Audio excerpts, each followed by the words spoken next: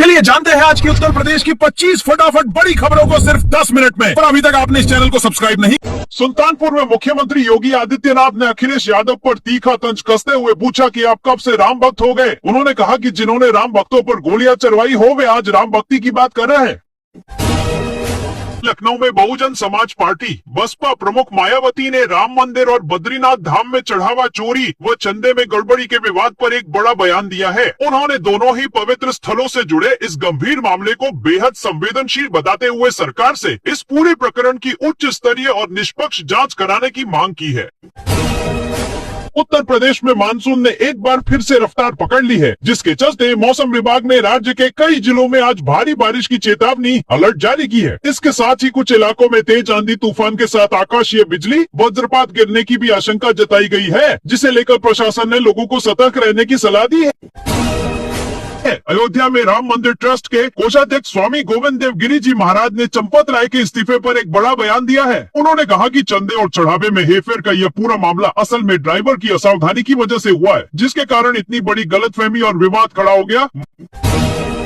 मऊ के बहरीपुर में कुछ लोगों द्वारा चंदाचोर पार्टी का प्रवेश वर्जित लिखे पोस्टर लगाए जाने से हड़कंप मच गया। मामले की जानकारी मिलते ही स्थानीय प्रशासन ने तुरंत संज्ञान लिया और सुरक्षा व शांति व्यवस्था बनाए रखने के लिए विवादित बैनर पोस्टर को मौके से हटवा दिया। स्मार्ट मीटर उपभोक्ताओं के लिए एक जरूरी खबर है, जहां बिना किसी पूर्व सूचना के उपभोक्ताओं का बिजली बढ़ाया जा रहा है। इस लोड बढ़ने के कारण सीधे तौर पर फिक्स्ड चार्ज में बढ़ोतरी हो जाएगी, जिसके चलते इस महीने उपभोक्ताओं का बिजली बिल काफी बढ़कर आने की आशंका है। चित्रकूट में मुख्यमंत्री योगी आदित्यनाथ के 2 दिवसीय प्रवास को देखते हुए सुरक्षा और सुगम यातायात के मद्देनजर रूट डायवर्जन लागू किया गया है। इसके तहत 2 दिनों तक शहर की सीमा में भारी वाहनों के प्रवेश पर पूरी तरह से रोक रहेगी और उन्हें वैकल्पिक मार्गों से भेजा जाएगा। शामली के जांबाज राहुल ने एक अभूतपूर्व उपलब्धि हासिल करते हुए 8,583 फीट ऊंची अज्ञात और बेहद दुर्गम वर्जिन पीक, ऐसी चोटी जहां पहले कोई न पहुंचा हो, पर सफलतापूर्वक फतेह हासिल की है। उत्तर प्रदेश के हर जिले में मॉडल विलेज बनेंगे। ग्रामीण क्षेत्रों को आत्मनिर्भर बनाने और बायोगैस क्रांति लाने के लिए योगी सरकार 8 दिल्ली से हाथ मिलाएगी। इस साझेदारी से गांवों में कचरे से कंचन, वेस्ट टू वेल्थ तकनीक को बढ़ावा मिलेगा, जिससे पर्यावरण सुधरेगा और नए रोजगार पैदा होंगे। प्रयागराज में सपा कार्यकर्ताओं ने भाजपा सांसद निशिकांत दुबे के खिलाफ FIR दर्ज करने की मांग को लेकर थाने पर धरना प्रदर्शन किया। सपाइयों का आरोप है कि भाजपा सांसद ने अखिलेश यादव पर झूठे और मनगढ़ंत आरोप लगाए हैं, जिससे पार्टी कार्यकर्ताओं में भारी आक्रोश है। अयोध्या में मुख्यमंत्री योगी आदित्यनाथ ने सपा और कांग्रेस पर तीखा हमला बोला। उन्होंने कहा कि बाबरी ढांचे की जगह भव्य राम मंदिर देखकर दोनों पार्टियों को गहरी पीड़ा हुई है। सीएम ने तंज कसते हुए कहा कि राम भक्तों पर गोलियां चलवाने और मंदिर का विरोध करने वालों को अयोध्या पर बोलने का कोई अधिकार नहीं है। सुल्तानपुर में मुख्यमंत्री योगी आदित्यनाथ ने विपक्ष पर बड़ा हमला बोलते हुए कहा कि यूपी की पिछली सरकार के पास विकास का कोई विजन नहीं था। उन्होंने तंज कसा कि पहले चाचा भतीजे की जोड़ी मिलकर जनता की गाड़ी कमाई और विकास के पैसे हड़प ले दी थी। बांदा में अब 20 जुलाई तक मुफ्त राशन का वितरण किया जाएगा। इसके साथ ही सरकार की तरफ से अंत्योदय कार्ड धारकों को राशन के साथ चीनी भी उपलब्ध कराई जाएगी, जिससे गरीब परिवारों को बड़ी राहत मिलेगी। आगरा में IGRS पोर्टल पर दर्ज नागरिकों की शिकायतों के निस्तारण में लापरवाही बरतने और सुस्त कार्यशैली पर जिलाधिकारी ने बड़ी कार्रवाई की है। DM आगरा ने 4 SDM समेत 12 अधिकारियों को कारण बताओ नोटिस जारी कर जवाब तलब किया है, जिससे प्रशासनिक अमले में हड़कंप मच गया है। हापुड़ में शिक्षक द्वारा 12वीं की छात्रा से अश्लील हरकत और अभद्र टिप्पणी का मामला सामने आया है। छात्रा के विरोध करने और परिजनों द्वारा शिकायत दर्ज कराने पर पुलिस ने तत्परता दिखाते हुए आरोपी शिक्षक के खिलाफ FIR दर्ज कर ली है। भारतीय रेलवे ने यात्रियों की सुविधा के लिए एक बेहतरीन पहल की है, जिसके तहत अब जनरल या प्लेटफॉर्म टिकट के लिए लंबी लाइनों में नहीं लगना पड़ेगा। आगरा रेल मंडल के स्टेशनों पर AVTM मशीनें लगाई गई है, जिससे यात्री अब बिना किसी परेशानी के मिनटों में अपना टिकट खुद निकाल सकेंगे। मिर्जापुर में मुख्यमंत्री योगी आदित्यनाथ मां विंध्यवासिनी के दर्शन पूजन करेंगे। इसके बाद वह जिले में चल रही विकास परियोजनाओं और जन कल्याण योजनाओं की समीक्षा बैठक कर अधिकारियों को कार्यों में गुणवत्ता, समयबद्धता और बेहतर व्यवस्था सुनिश्चित करने के निर्देश देंगे। शारदा यूनिवर्सिटी के छात्रों ने ऐसी मशीन बनाई है जो AI की मदद से खेत की फसल पर नजर रखेगी। यह मशीन पानी, मिट्टी और मौसम की जानकारी देकर किसानों को बताएगी कि फसल की देखभाल कब और कैसे करनी है।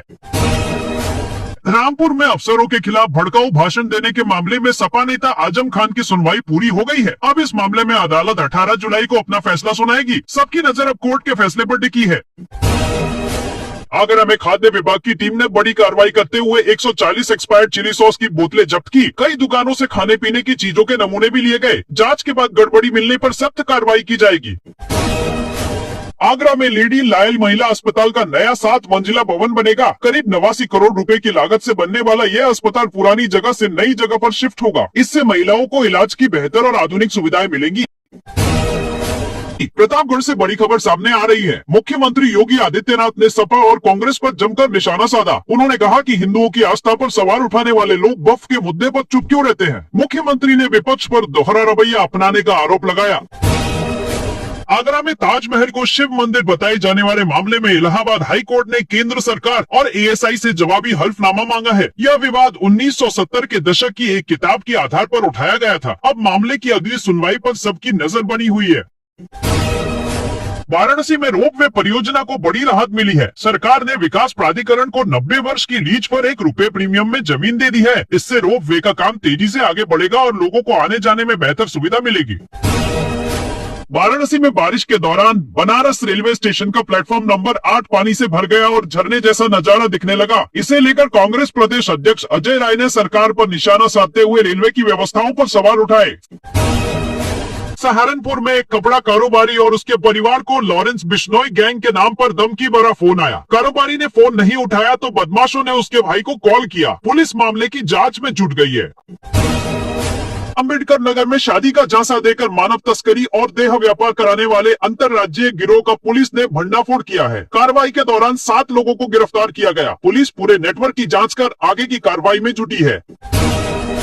हापुड़ में एक बिल्डर से 19 करोड़ रुपए की रंगदारी मांगी गई। बदमाशों ने धमकी दी कि पैसे नहीं दिए तो जमीन पर कदम भी नहीं रखने देंगे। शिकायत मिलने के बाद पुलिस मामले की जांच कर आरोपियों की तलाश में जुट गई है। वाराणसी में कूड़ा गाड़ी में कूड़ा डालना एक दुकानदार को भारी पड़ गया। आरोप है कि सफाई कर्मियों ने उसके साथ मारपीट कर उसे लहूलुहान कर दिया। घटना के बाद पुलिस मामले की जांच कर आगे की कार्रवाई में जुट गई है। उन्नाव में पहली बारिश ने गंगा एक्सप्रेसवे की सर्विस रोड की पोल खोल दी। करीब 45 किलोमीटर रास्ते में 40 जगह सड़क धंस गई। इसके बाद मरम्मत का काम शुरू कर दिया गया है और अधिकारियों ने जांच के भी आदेश दिए हैं। लखनऊ में राम मंदिर चढ़ावा चोरी की जांच की मांग वाली याचिका पर इलाहाबाद हाई कोर्ट की लखनऊ पीठ ने सुनवाई से इनकार कर दिया। अदालत ने कहा कि यह मामला पहले से ही सुप्रीम कोर्ट में लंबित है, इसलिए वहीं सुनवाई होगी। लखनऊ में राज्यपाल आनंदीबेन पटेल पहली बार आम यात्रियों के साथ ट्रेन से सफर करेंगी। उनके दौरे को देखते हुए रेलवे और आरपीएफ को अलर्ट पर रखा गया है। यात्रा के दौरान सुरक्षा के कड़े इंतजाम किए गए हैं। वाराणसी में यात्रियों को जल्द स्लीपर वंदे भारत ट्रेन की सौगात मिलने वाली है। मिलेगी। प्रयागराज में इलाहाबाद हाईकोर्ट ने अहम फैसला सुनाते हुए कहा कि सिर्फ संपत्ति का स्रोत पता नहीं होने से उसे अपराध की कमाई नहीं माना जा सकता। अदालत ने कहा कि इसके लिए ठोस सबूत होना जरूरी है।